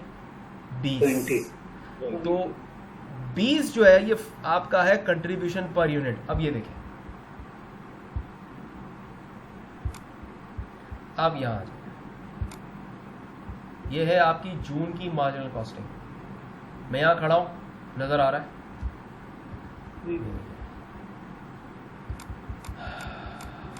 ये मेरा कंट्रीब्यूशन है। कैसे निकलेगा शॉर्टकट? ये देखिए, सेल्स माइनस कुछ भी नहीं है। मल्टीप्लाई आपको 20 मल्टीप्लाइड बाय यूनिट सोल्ड, कितने यूनिट्स बेचे हैं? 12,800। 12,800। देखें कितना आता है? 2,56,000 आ रहा है या नहीं आ रहा? ये हाँ, आया या नहीं आया? आ गया। जब फंस जाओ या क्रॉस चेक चाहिए हो तो पहले निकालें कंट्रीब्यूशन पर यूनिट, मल्टीप्लाई कर दें यूनिट सोल्ड से, डायरेक्टली इस फिगर पे आ जाएंगे। यहाँ पे ये ऊपर की सारी वर्किंग मट्टी, कोई ज़रूरत नहीं है। हाँ, अगर प्रॉफिट स्टेटमेंट मांग रहा है तो पूरी बना के दिखानी पड़ेगी। अगर सिर्फ प्रॉफिट कह रहा है एज पर मार्जिनल कॉस्टिंग, कोई ज़रूरत नहीं है पूरी इनकम स्टेटमेंट बनाने की, भाड़ में गई नहीं चाहिए, टाइम थोड़ी होगा इतना। अगर सिर्फ प्रॉफिट मांगेगा तो नंबर भी बड़े कम होंगे, और कहेगा ना प्रॉफिट स्टेटमेंट बनाओ तो उसको पता होगा वर्किंग ज़्यादा है, स्टूडेंट को टाइम भी दो और नंबर भी मिलने चाहिए। लेकिन एक होता है ना, इंसान की एक ख्वाहिश होती है कि मैं क्रॉस चेक करूं। एक कैलकुलेटर पे क्रॉस चेक करने में कितनी देर लगेगी आपको? कुछ सेकंड, 1 से 2, मैक्सिमम 5 या 10 सेकंड में आपकी कैलकुलेशन क्या कैलकुलेटर पर फॉर्म कर ले। मुझे यहाँ कैलकुलेट किया पर यूनिट कितना आ रहा है, आपका वेरिएबल कॉस्ट 30 माइनस किया सेलिंग प्राइस में से, पीछे पर यूनिट कंट्रीब्यूशन आ रहा है 20, मल्टीप्लाई करो यूनिट सोल्ड से 12,800। हाँ भाई फाइन, गुड, मैच कर लिया, ठीक है, आगे बढ़ो। समझ में आया? यही चीज आप मुझे यहाँ लगा के दिखाएं। चलें जुलाई में। अच्छा, इसका मतलब क्या हुआ? अगर मुझे सिर्फ आप प्रॉफिट मांगोगे मार्जिनल कॉस्टिंग, तो मैं ये पूरी को इनकम स्टेटमेंट थोड़ी बनाऊंगा, मेरा दिमाग थोड़ी खराब है। आप समझ रहे हैं मैं क्या कह रहा हूँ? अगर आप मुझे ये कहते हो कि सादिक साहब सिर्फ प्रॉफिट निकाल के दिखाओ, तो मैं कैलकुलेटर पे निकाल के दिखा दूंगा आपको। मैं क्या करूंगा? मैं कैलकुलेटर पे कंट्रीब्यूशन निकालूंगा, बाकी सारी फिक्स कॉस्ट माइनस करूंगा, मैं कहूंगा कैलकुलेटर ये लो तुम्हारा प्रॉफिट, यही है ना? आप कहोगे वाह यार बड़ा शॉर्ट काम किया। अच्छा, आप मुझे कहो एब्जॉर्प्शन कॉस्टिंग का प्रॉफिट निकाल के दिखाओ, मैं क्या करूंगा? अनएडजस्टेड ग्रॉस प्रॉफिट पहले निकालूंगा कैलकुलेटर में, हाँ, फिर ओवर या अंडर एब्जॉर्प्शन की एडजस्टमेंट माइनस करूंगा और रिमेनिंग एक्सपेंसेस सारे नॉन प्रोडक्शन आपके माइनस कर दूंगा, मेरा प्रॉफिट कैलकुलेटर पे निकल आएगा, कैलकुलेटर पे। समझ रहे हैं मैं क्या कह रहा हूं? किस पे निकलेगा? कैलकुलेटर में। हमारी आदत है हम लोग पूरी इनकम स्टेटमेंट बनाने के लिए लग जाते हैं। अरे बाप रे, किसने कहा है? हाँ, रिक्वायरमेंट है तो बनानी पड़ेगी, क्योंकि रिक्वायरमेंट वाला, रिक्वायरमेंट की एक एक चेक के नंबर उसके पास मार्किंग गाइड में होंगे, वो आपकी मजबूरी है, बनानी पड़ेगी।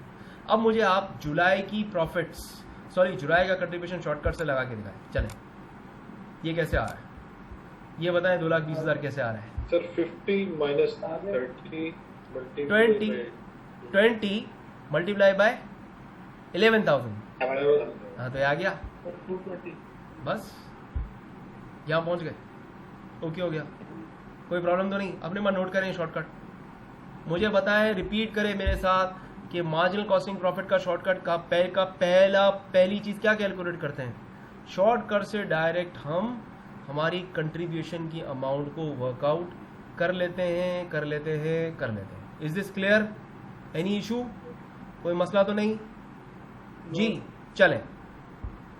अच्छा, अब एक तीसरी चीज होती है जिसे हम कहते हैं आपका प्रॉफिट या लॉस का, प्रॉफिट, दोनों के प्रॉफिट का रिकंसिलिएशन। देखें दोनों, अब मैं जून से चलता हूं। जून में आपके पास प्रॉफिट कितना आ रहा है एब्जॉर्प्शन कॉस्टिंग का? बताएं कितना आ रहा है? आपके पास आ रहा है 1,27,800। और ये कितना आ रहा है जी? कितना आ रहा है? 1,17,800। ओके हो गया? ये देखिए, यहां तक कोई इशू तो नहीं? ओके ना? अब आप में से मुझे याद दिलाएं, आपने शुरू में जब हमने अकाउंटिंग पढ़ी होगी तो एक स्टेटमेंट बनाई होगी जिसको हम कहते हैं बैंक रिकंसिलिएशन स्टेटमेंट। याद आता है? बनाई थी? या नहीं बनाई थी? हाँ, जी सर। उसमें क्या होता था? सर उसमें अगर डेबिट बैलेंस होता था तो हम रिसीट्स वगैरह ऐड करते थे और पेमेंट्स लेस कर देते थे। नहीं, मैं कुछ और पूछ रहा हूँ। आपकी बात गलत नहीं, आप सही कह रहे हो, आप सही कह रहे हो। बैंक रिकंसिलिएशन स्टेटमेंट 3 तरह से बनती है।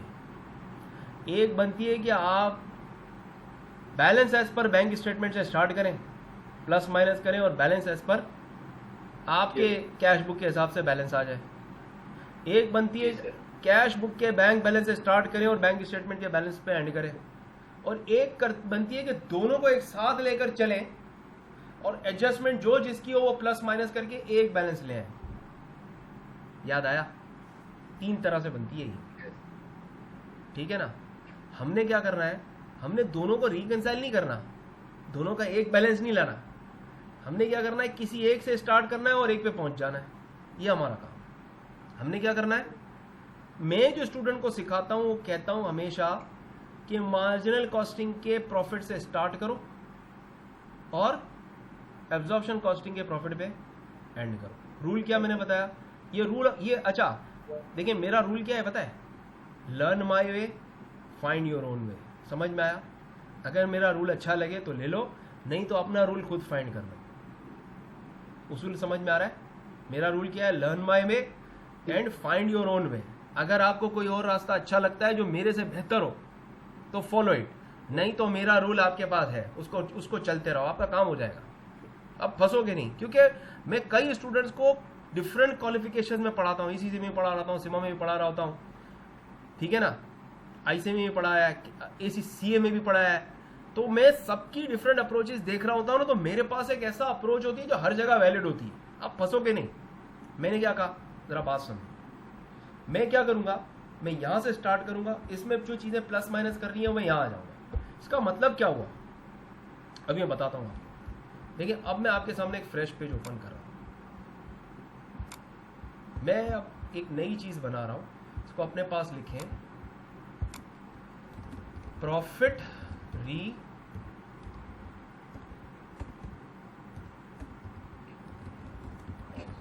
Statement for the month of जून। अच्छा, इसका टेम्पलेट है। पहले मैं आपको इसका टेम्पलेट देता हूं। जैसे मैंने आपको एब्जॉर्प्शन कॉस्टिंग का टेम्पलेट दिया, इनकम स्टेटमेंट का, मार्जिनल कॉस्टिंग का दिया, इसका भी एक टेम्पलेट है। आप इस तरह लिखें, प्रॉफिट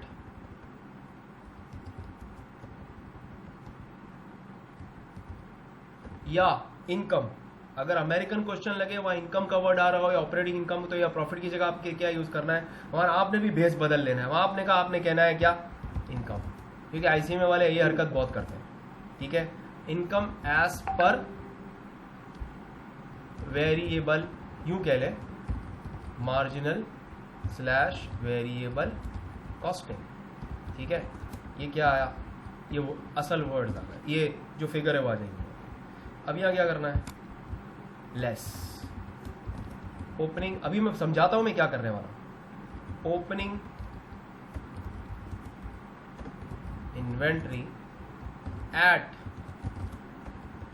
OAR या अप्लाइड ओवरहेड रेट, जो भी है आप उसको अप्लाइड ओवरहेड रेट कह लें या ओवरहेड एब्जॉर्प्शन रेट कह लें, कोई फर्क नहीं पड़ता, ठीक है? Add closing inventory at OAR या अप्लाइड OR, ठीक है? क्लियर हो गया? इसको क्या करेंगे, इसको ऐड करेंगे। आपके पास क्या आ जाएगा,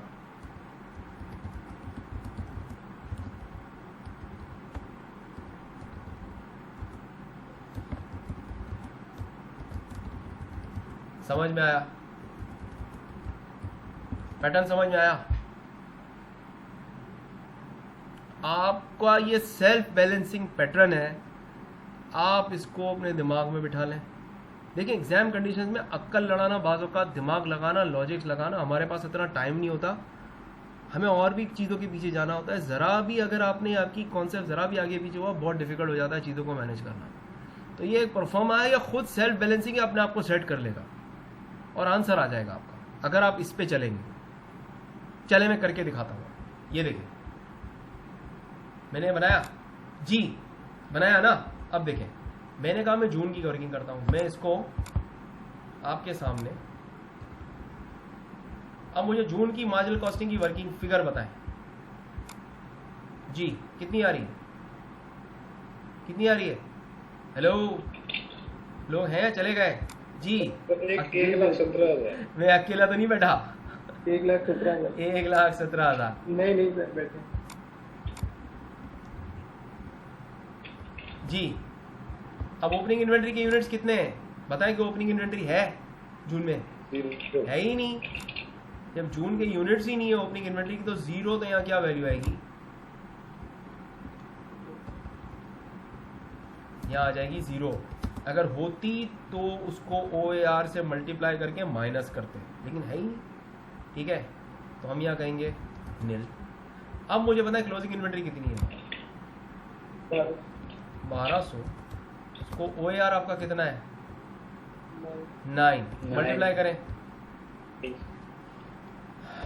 10,800। एक मिनट, सबर करें, अभी बताता हूँ। 10,800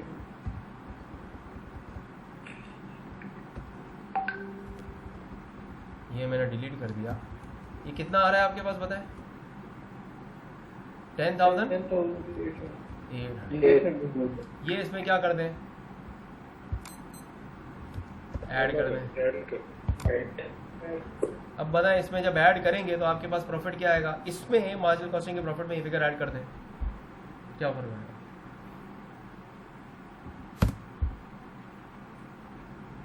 क्या टोटल आ रहा है बताएं? इसमें ये प्लस करें, 1,17,000 में 10,800 ऐड कर दें। 1,27,800 1,27,800 का प्रॉफिट आया। 1,27,800 आया। और यहाँ क्या आ रहा था मेरे पास? यही है ना, या कुछ और है? जी सर, क्या हुआ? फर्क क्या था दोनों सिस्टम में? ये क्या फर्क है? सर इसमें सर वो ओवरहेड और ओवर ओवरहेड का फर्क। नहीं, मैं बताता हूँ। अब थोड़ी एडवांस बात है, अब थोड़ी एडवांस बात है। देखें, यह एक काम करते हैं, ये अगर आपके सर पे बोझ बन रहा हो तो यह एक काम करते हैं। चले, मैं डिस्कस करता हूँ, लेकिन अगली क्लास में मैं आपसे फिर पूछूंगा, और अगर ना समझ में आया तो मैं फिर बताऊंगा, ठीक है? क्योंकि मुझे पता है कि इतनी जल्दी ये दिमाग में स्टूडेंट्स के विचारों पे बैठता नहीं है। बैठ भी जाता है, समझ में आता है, बेचारे भूल जाते हैं, फिर बताते हैं, फिर भूल जाते हैं। तो ये है कि 2-4 दफ़ा इस पर थोड़ी मेहनत स्टूडेंट को करवानी पड़ती है, फिर ये रास्ते खुल जाता है। फिर ये सारी ज़िंदगी बेचारे, इनको ये 3-4 साल तक ये नहीं भूलेंगे। आप नहीं उठाएंगे तो डेफिनेटली फिर तो बंदा भूल ही जाता है। लेकिन ये है कि जब ज़रा सही तरीके से इस पर आप एफर्ट कर लेंगे ना, तो ये कम से कम जब तक आपका MA क्लियर नहीं होता तब तक आप ये भूलेंगे नहीं, ठीक है ना? चले ज़रा बात समझिए, या ज़रा बात समझिए। देखिए, ओवर या अंडर एब्जॉर्प्शन की एडजस्टमेंट अपनी जगह। जरूर भाई ज़रा मेरी बात ध्यान से सुनिएगा, ठीक है? मैं बहुत एडवांस बात करने वाला हूँ, लेकिन है थोड़ी मुश्किल, लेकिन ध्यान देंगे तो समझ में ज़रूर आएगी। आप मुझे बताएं, जून में हमारा फिक्स्ड ओवरहेड था कितना? प्रोडक्शन ओवरहेड कितना था? 99,000। कितना था? 99,000। ठीक है। मार्जिनल कॉस्टिंग ने क्या किया, ये देखिए। मार्जिनल कॉस्टिंग ने उसको पर यूनिट की कैलकुलेशन नोट के चक्कर में पड़ी ही नहीं। मार्जिनल कॉस्टिंग ने कहा कि भाई मैं तो इसको यहाँ लमसम कंट्रीब्यूशन में से एक्चुअल माइनस कर देंगे, खलास, किस्सा खत्म, one shot minus total. Period की थी, पीरियड में माइनस होगी। इसको अब यहाँ एक और टर्म भी यूज होता है जिसको हम कहते हैं पीरियड कॉस्ट। ये देखिए, ये है और ये पीरियडिंग। इसको करंट पीरियड में आपने इसको कंट्रीब्यूशन में से माइनस करवा के यही इसका किस्सा खत्म कर दिया, एंड किस्सा है ही नहीं। और ऊपर देखें, आपने जो इन्वेंट्री की वैल्यूएशन की है, ये देखें किस पे की है?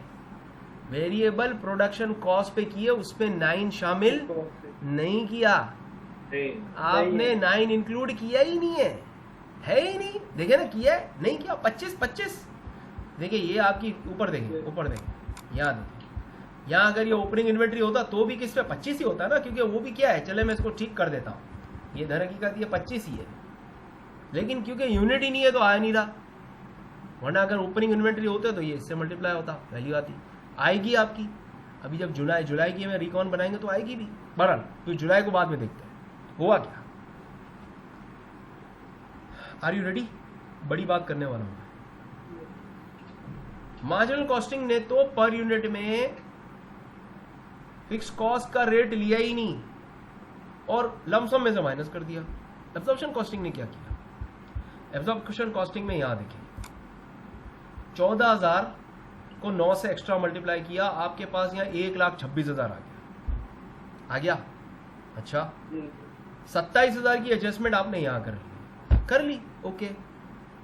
1,26,000 को आप में से 27 माइनस करवा के उसको एक्चुअल 99 पे तो ले आए, लेकिन जरा बात समझे, एब्जॉर्प्शन कॉस्टिंग में एक प्रॉब्लम का कोई इलाज नहीं है। वो क्या? आपने जो यहाँ 1200 को एक्स्ट्रा 9 यहाँ किससे मल्टीप्लाई है? 1200 यहाँ 25 से हुआ है, तो ये जो आपने क्लोजिंग इन्वेंट्री में 1200 मल्टीप्लाई बाय 9 की वैल्यू रख के इसमें 10,800 रख के अगले पीरियड में ट्रांसफर कर दिया, वो कहां से आएंगे ओवरहेड्स? वो तो गए। आपको बात समझ में आ रही है? आपने यहाँ जो 40,800 माइनस किए, ये दर हकीकत ओवरहेड के 10,800 रुपए आपने इस कॉस्ट ऑफ सेल में से निकाल कर क्लोजिंग इन्वेंट्री में अंदर क्लोजिंग इन्वेंट्री की वैल्यू में ऐड करके अगले पीरियड में शिफ्ट कर दिए, जिसकी वजह से आपकी कॉस्ट ऑफ सेल 10,800 रुपए कम हो गई और आपका यहाँ प्रॉफिट 10,800 रुपए से बढ़ गया। थोड़ी गहरी बात है, समझ में आया मैंने क्या कहा? आपका जब अच्छा, अब मैं इसको जरा और इसकी प्रेजेंटेबल फॉर्मेट में आपको बताता हूं। जब आपकी क्लोजिंग इन्वेंट्री बढ़ती है, यानी when your inventory increases, what happens? The amount of fixed overhead is in fact it becomes part of your closing inventory value and it moves forward, अगले पीरियड में चली जाती है और अगले पीरियड की ओपनिंग इन्वेंट्री में चली जाती है। करंट पीरियड की क्लोजिंग में से ऐड हो गया, माइनस हो जाती है, तो करंट पीरियड से तो शिफ्ट हो गई, अगले पीरियड की तरफ ट्रांसफर हो गई।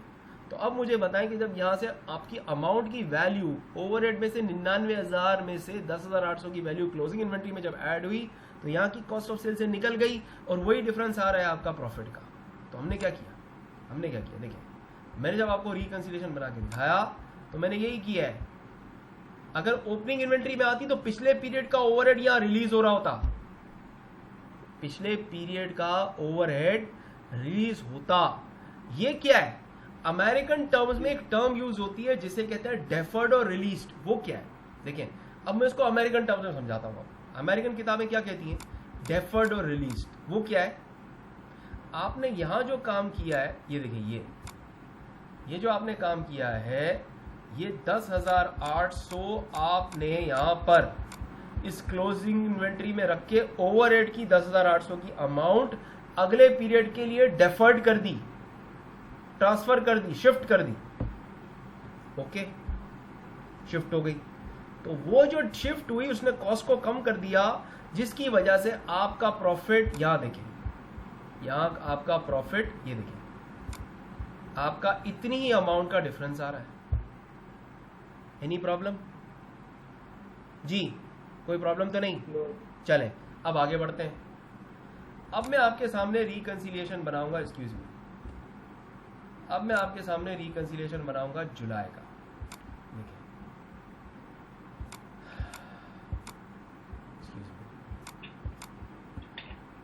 अब उसको मैं बनाता हूं, तो उसके लिए मैं दोबारा इनकम स्टेटमेंट अपनी ये प्रोफॉर्मा दोबारा बनाऊंगा।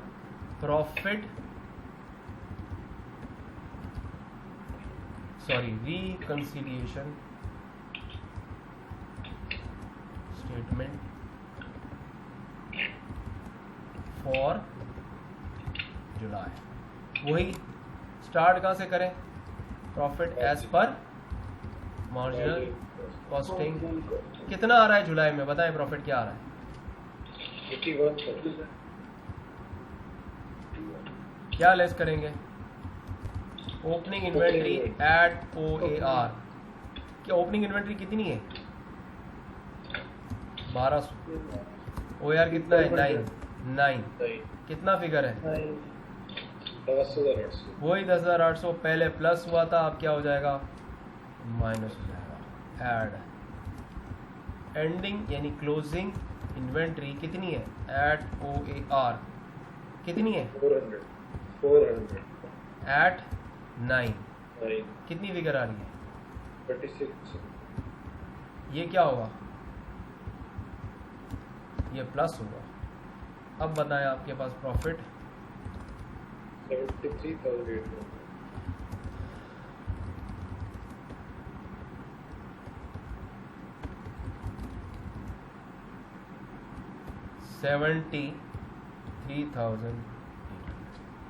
समझ में आ गया? अब देखें, आप वापस जाते हैं। ये है आपकी, ये देखिए, ये आपकी है जुलाई की दोनों income statement. Marginal costing 81,000, absorption costing okay हो गया। अब जरा गौर से देखिए, वही बात जो मैं दोबारा कहने वाला हूं यहाँ, लेकिन थोड़ी सी फर्क है। मार्जिनल कॉस्टिंग तो एक ही काम करती है, एब्जॉर्प्शन कॉस्टिंग को लमसम 99,000 यहां से माइनस करती है, और ऊपर उसने क्लोजिंग इन्वेंट्री की वैल्यूएशन में उसने फिक्स्ड कॉस्ट को कंसीडर किया ही नहीं। वैल्यूएशन किस पे हो रही है? वेरिएबल प्रोडक्शन कॉस्ट पे हो रही है। लेकिन अब आ जाए सामने दूसरी तरफ कंपैरिजन, यहां किस पर हो रही है आपकी? अब जरा दो गौर से देखें, अब गौर से देखें क्या हो रहा है, गौर से देखें। यहां आपकी ओपनिंग इन्वेंट्री ज्यादा है और आपकी क्लोजिंग इन्वेंट्री कम है। तो आपकी पिछले पीरियड की जो क्लोजिंग थी वो इस पीरियड की ओपनिंग बनी। तो पिछले पीरियड का 10,800 का ओवरहेड जो उस पिछले पीरियड की क्लोजिंग इन्वेंट्री में था, इस पीरियड में आपकी ओपनिंग बन गया।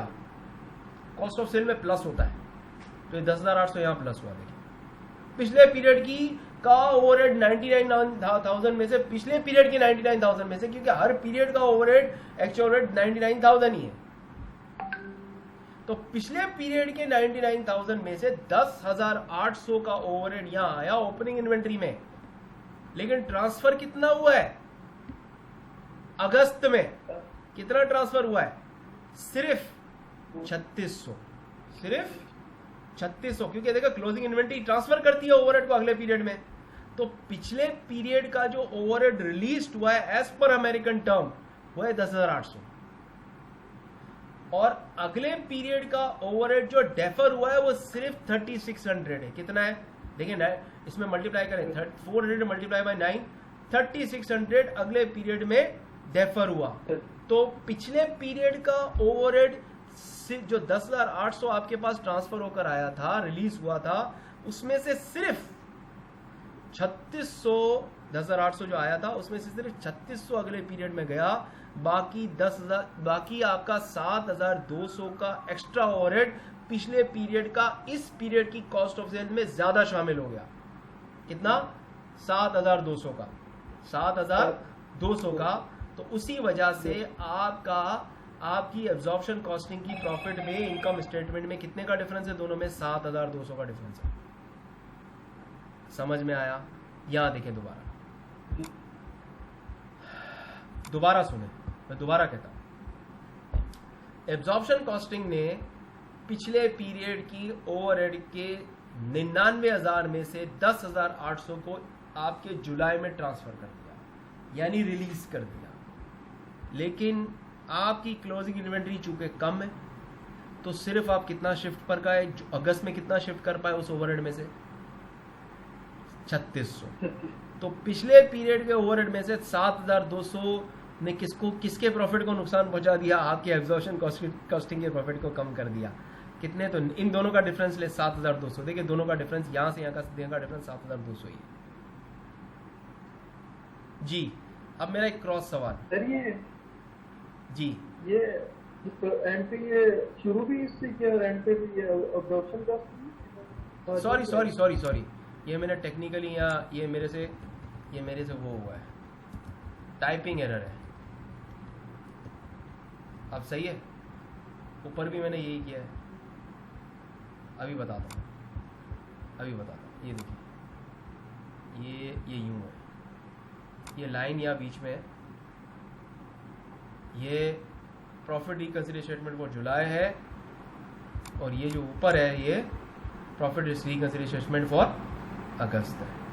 देखिए ये आपकी है प्रॉफिट स्टेट, एक मिनट, सॉरी, ये है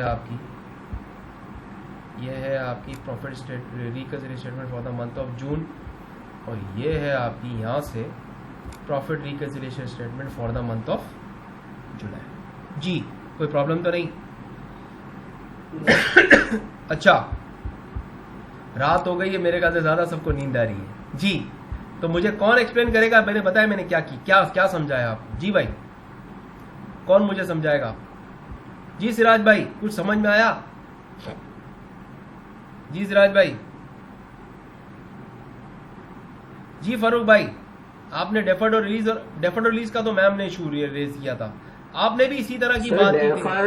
डेफर्ड और रिलीज एक बार और एक्सप्लेन कर देंगे भाई? डेफर्ड और रिलीज कुछ भी नहीं है।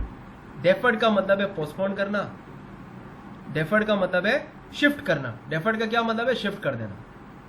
आपने शिफ्ट किया ना। देखें, क्लोजिंग इन्वेंट्री में जो वैल्यू जाती है वो अगले पीरियड की ओपनिंग बनती है, यानी करंट पीरियड से क्या हो जाती है? ट्रांसफर हो जाती है। आप मुझे ये बताएं, आप क्लोजिंग इन्वेंट्री को बैलेंस शीट में क्या ट्रीट करते हैं? एक्सपेंडिचर ट्रीट करते हैं या एसेट ट्रीट करते हैं? हाँ, तो इसका मतलब क्लोजिंग इन्वेंट्री की वैल्यू में जो चीज शामिल हुई वो क्या हो गई? आपने उसको एक्सपेंस से निकाल के एसेट बना दिया, बनाया ना? अच्छा, आप अपनी ट्रेडिंग कंपनी की क्लोजिंग इन्वेंट्री को याद करो। उसको जब इनकम स्टेटमेंट बनाते हो तो कॉस्ट ऑफ सेल कैलकुलेट करने के लिए गुड्स अवेलेबल फॉर सेल में से माइनस करते हो ना। और बैलेंस शीट में कहाँ दिखाते हो? करंट एसेट्स की लिस्ट में दिखाते हो या नहीं दिखाते? तो क्या होती है? एसेट होती है ना। अच्छा, ओपनिंग इन्वेंट्री कहाँ आती है? ओपनिंग इन्वेंट्री आपकी कॉस्ट ऑफ सेल में ऐड होती है, तो वो आपका एक्सपेंस है।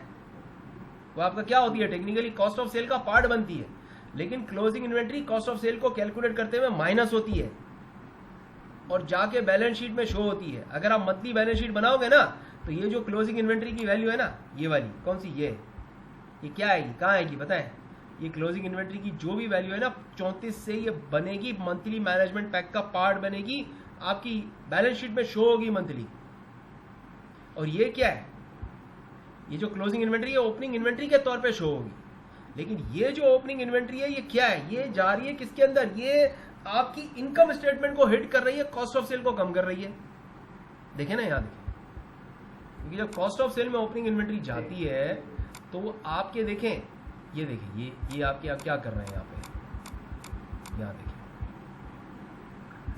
ये देखिए, ये क्या हुआ है? ये ओपनिंग इन्वेंट्री है।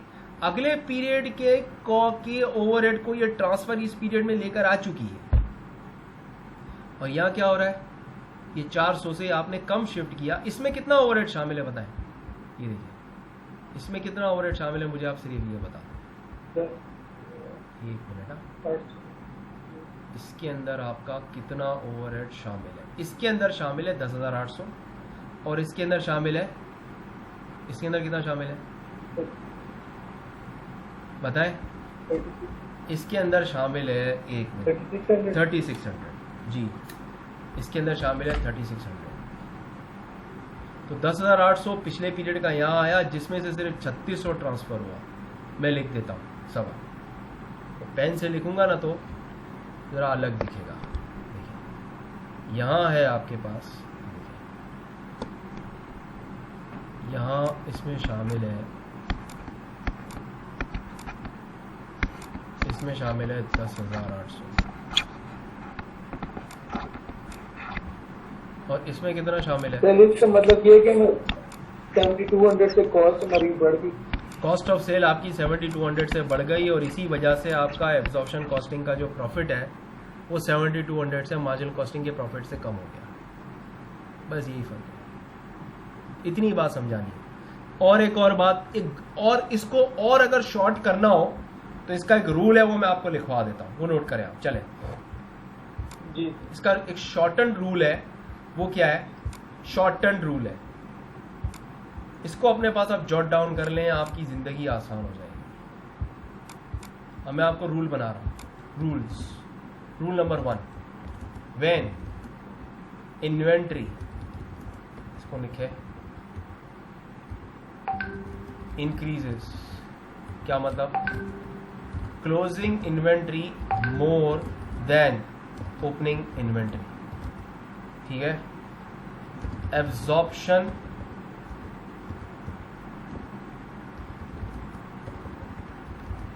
costing profit will be more than marginal costing profit। देख लें, दिखाता हूँ आपको, ऊपर देखें, यहाँ क्या है, यहाँ तो ओपनिंग इन्वेंट्री है ही नहीं, तो जितनी क्लोजिंग है ये इन्वेंट्री का इंक्रीज है, क्योंकि इन्वेंट्री पहले थी ही नहीं, अब इन्वेंट्री बनी है। तो ये सारे का सारा क्या है, क्लोजिंग माइनस ओपनिंग, तो क्लोजिंग माइनस ओपनिंग, तो यही यूनिट्स आ जाएंगे, कितने, 1200। क्लोजिंग के 1200 माइनस ओपनिंग, तो कितना आएगा, इन्वेंट्री इंक्रीज आएगा आपके पास 1200, जीरो आ जाएगा ओपनिंग की जगह पे। तो ये आपके क्या है, जब इन्वेंट्री बढ़ती है तो एब्जॉर्प्शन कॉस्टिंग का प्रॉफिट मार्जिनल कॉस्टिंग से बढ़ जाता है, क्योंकि ओवरहेड्स को वो क्लोजिंग इन्वेंट्री, जितना इन्वेंट्री इंक्रीज होता है उसमें रख के अगले पीरियड पे ट्रांसफर कर देता है, ठीक है। आगे बढ़े, इसका opposite rule, rule 2, when inventory decreases, closing minus closing inventory less than opening inventory. जैसे आपका जुलाई में हुआ है, आप मुझे बताएं जुलाई में कितने यूनिट थे आपके, क्लोजिंग के कितने यूनिट थे, 400। ये देखिए मैं लिखता हूं, मैं इन्वेंट्री डिक्रीज अभी आपको निकाल के दिखाता हूं, 400 माइनस 1200, तो आपका इन्वेंट्री डिक्रीज कितना हुआ है, 800। तो जब ऐसा हो, ये देखिए एब्जॉर्प्शन, मैं सिर्फ एब्जॉर्प्शन की बात करता हूं, ऑपोजिट भी लिख सकते हैं, absorption costing profit will be less than marginal costing profit. समझ में आया? यहां देखो, जब आपकी क्लोजिंग इन्वेंट्री कम हो और ओपनिंग इन्वेंट्री ज्यादा हो तो इन्वेंट्री डिक्रीज कितने से हो रहा है। अब एक इसका ये जो मैंने फॉर्मूला बनाया ना, इसका एक और शॉर्ट इसका प्रेजेंटेशन है, वो क्या, अब इन्वेंट्री के इंक्रीज या इन्वेंट्री डिक्रीज निकालो और एक ही मर्तबा जितना इन्वेंट्री का डिक्रीज या इंक्रीज है उसको आप OAR से मल्टीप्लाई कर दो, एक फिगर रेडियलेस होगी तो भी परफॉर्मा आपका बन जाएगा, दूसरा बनेगा परफॉर्मा। लेकिन अभी आपकी उस लेवल तक आप पहुंचे नहीं है, तो इस वजह से वो एडवांस बात मैंने अभी आपको बताई।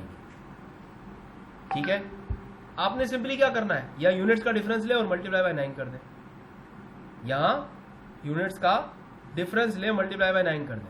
अगर आपके पास ओपनिंग माइनस क्लोजिंग में या नेगेटिव, या आप देखें यहाँ क्या करना है, यहां पे आपके पास क्या आ रहा है, या नेगेटिव फिगर आ रही है, टेक्निकली नेगेटिव है क्योंकि लेस ज्यादा है और ऐड कम है, इस वजह से नेगेटिव कह रहा हूं, वो क्या हो जाएगा, माइनस हो जाएगा।